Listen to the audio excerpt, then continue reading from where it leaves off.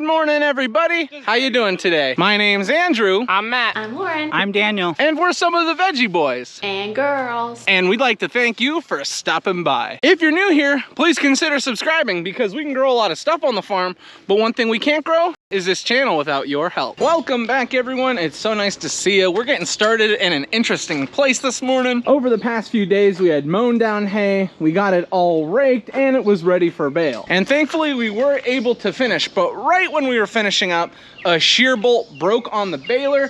It clogged up our baler, and now we're dealing with some trouble. All of our belts are pretty good right here, except for this last one. This one's jammed pretty hard, and you can tell just by how tight it is. This one moves pretty easily.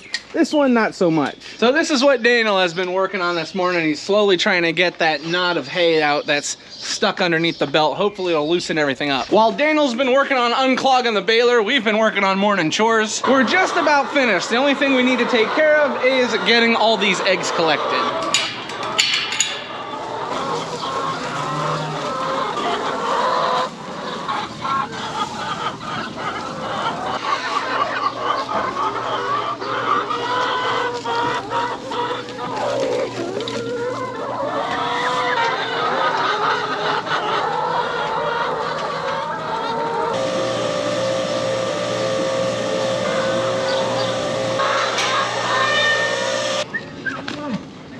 Turn. Turn. Nope, Uh-oh.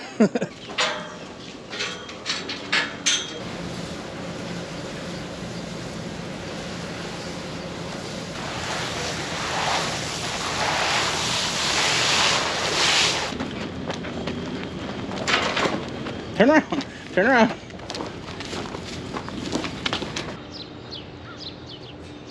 We're just finishing off morning chores by moving a few calves around and tagging them. Some people are curious as to why we tag our cattle.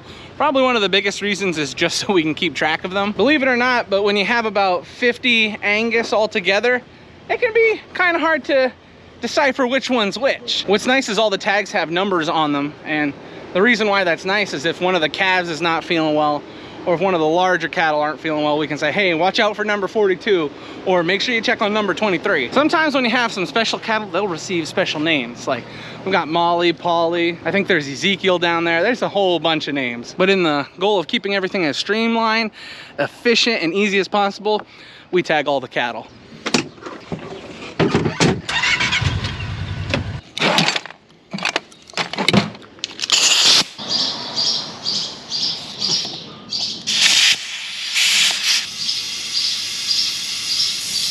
Man, I can't believe my dad got these rims so dirty. You know, I was expecting the farm market to be a little busy today. It is July 4th, so for the most part, nobody would be working. For the most part.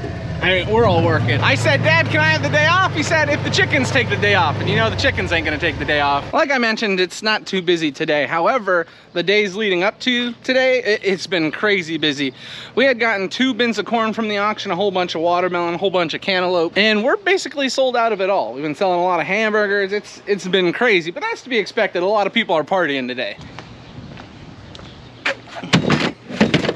Yeah, this should about do it, hopefully. The next job on our list of things to do today involves a lot of picking. We have to go out and pick some pickling cucumbers. We need to harvest some zucchini, and yellow squash. And I'm not sure if there's anything else we need to pick. We're trying to keep it light today. Keyword is trying. You can't really do much because these vegetables, they're growing. They're growing fast. Oh, baby, look at that sweet corn.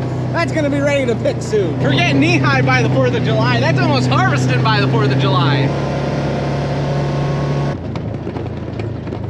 So we've got a few people out in the field doing some picking right now. We got Matthew with me.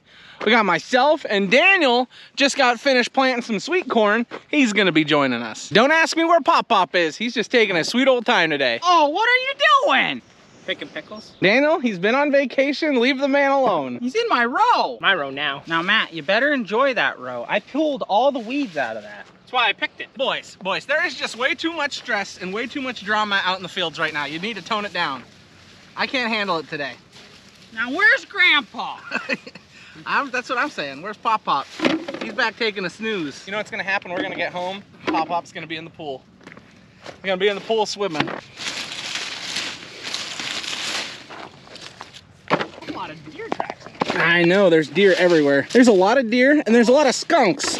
I don't know where all the skunks are coming from, but the skunks are hanging out at my house. Thank goodness you're here. Matt and Daniel were complaining. I had to get out of the pool. It's kind of cold when you got a fully sweated shirt. I was worried it was gonna be hot. But with the clouds out, kind of nice. A little wind. You have no seed. Your green bean service stuff coming up with all that? You start walking. I came out of the house. I'll tell you what, there's definitely more pickling cucumbers this time around as compared to the last time we were picking. But that's good. That's what we want, right? Lots of pickling cucumbers.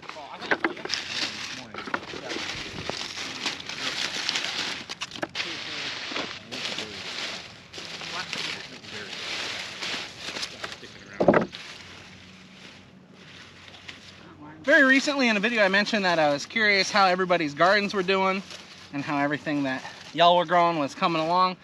And I'm glad to see there was a lot of nice comments. There were some comments about some people that were having some trouble, and that's unfortunate. Sorry to hear about that, but this is growing food. If it was easy, everybody would do it, and I wouldn't have a job. That's one of my favorite sayings. That's what my dad always said to us growing up. If it was easy, everybody would do it. So yeah, I'm glad to hear everybody's garden's doing pretty good. Our stuff's doing really, really good, as you can see. Hopefully it continues like this. I know we're gonna be picking these cucumbers for a very long time, but that's kind of what we want, isn't it? Long harvest means more money. And you know it's a good day when Matt's shirtless in the field. Looking good, Matt! Yeah, but I like asking you guys questions, especially about what you got going on. I may not be able to respond to all the comments, but I do my best to read as many as possible. You wouldn't believe it, but I can get pretty busy. Those babies in Cali, they take up a lot of my time.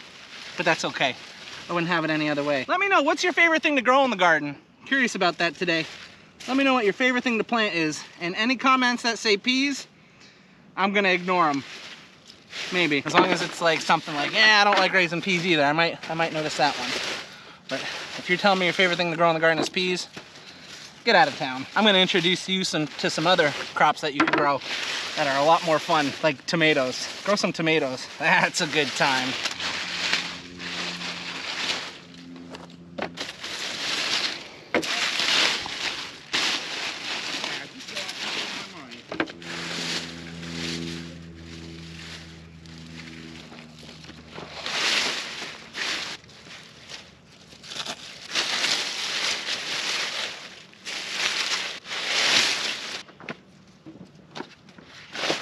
We've been moving through the field a little quicker today because we have more help.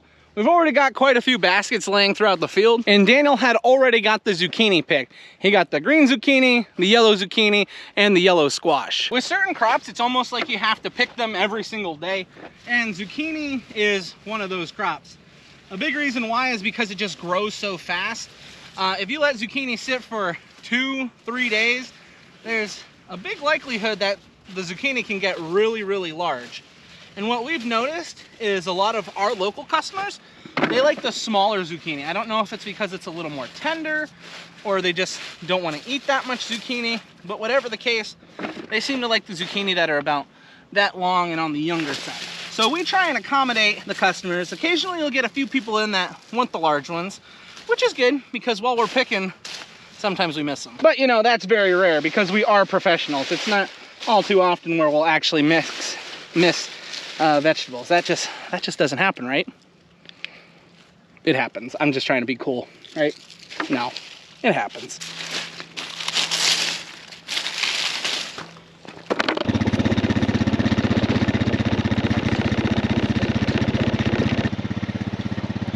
Ain't that a beautiful wagon? It looks like we got about 11 baskets of pickling cucumbers. We got 4 baskets of zucchini. We also got a basket of yellow squash and some yellow zucchini. That is the way to do it. And I thought it was gonna be cloudier today, but that sun keeps poking out. I'm getting pretty hot. Speaking of pretty hot, look at all these watermelons showing up over here. 1, 2, 3. Oh, this one's getting pretty big. Look at that.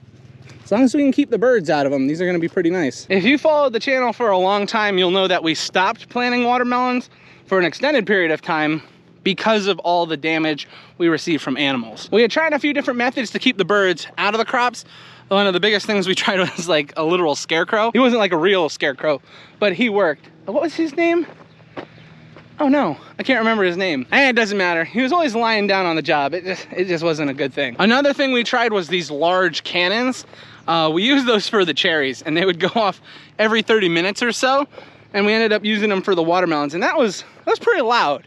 I don't know if everybody appreciated that, but it worked for a little bit until the birds figured out what the problem was. So now we only plant a little bit of cantaloupe, honeydew, and watermelon, just for us basically. We try and keep the birds out as much as possible, but that's a battle that is hard to win sometimes. Speaking of battling, I'm all done battling with these pickling cucumbers, so we are on our way home.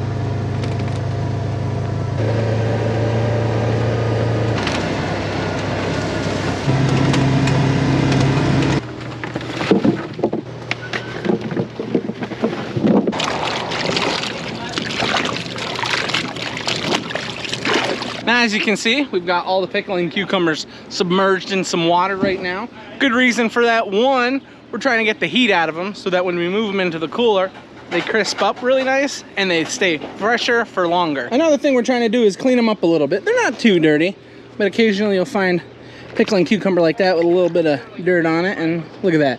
Beautiful now. Oh! Almost got me. Next Friday. Just riding in the back of the side-by-side with Gavin. Woo. With Gavin. Woo. Yeah. Oh, I thought Matt was going to drive us right into that wagon. I'd have to yell. I'd have to go, ah, Gavin, we picked those this morning. All those cucumbers over there, we picked them. Oh, nice. Yep. We got back to the farm, we cooled off for a little bit, got all the crops moved inside that we had harvested, and now we're back out to the fields. This is our second planting of peppers right here. The peppers have been going through it. Probably the hardest thing they've dealt with is we've had a few storms where the wind speeds were very, very high, and it's actually snapped off a few of the peppers. You'll see there's quite a few spots where there's nothing, and that's from the peppers being snapped off from the wind or from it being really dry. What we've noted is that it's been mostly from the wind for us. Sadly, it's broken a lot of these plants, but that's okay. We have plenty of peppers here. Shouldn't be too much of a problem. But anyway, that's not why we're out here today. There's nothing we can do about that. We got a big old muddy spot over here, and we got over here a big old muddy spot, and that's from our pipe leaking. So when we installed it, the hole punches that we were using, they were a little too big for our situation and our connectors that we had. So this has been leaking along here. It hasn't been too much of a problem, but it's just wasting water, and we don't want to be doing that, because any place that you're wasting water, you're wasting money, and that's just not good. So we are running a new hose. We're going to be putting new connectors into it, and then that should fix this problem up. And I'm going to be very careful, because there was one point where I slipped and fell right there, and I'm not recreating that today. That's not happening.